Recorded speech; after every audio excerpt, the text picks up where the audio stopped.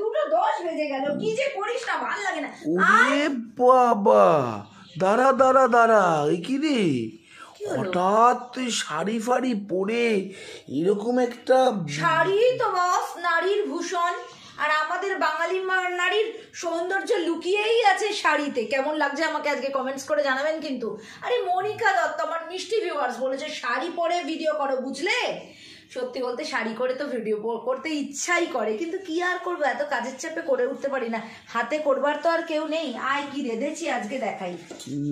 এই যে সাদা ভাত, ওই সেদিন যে চায়ের পাত্রটা কিনেছিলাম তার মধ্যে তোর জন্য অল্প করে ভাত করেছি।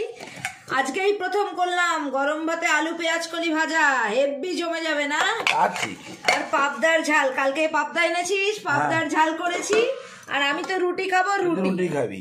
আর রানী আমার মিষ্টি ভিউয়ার্স, তার জন্য অনেক ভালোবাসা, তুমি আমার ভিডিও দেখতে থাকো।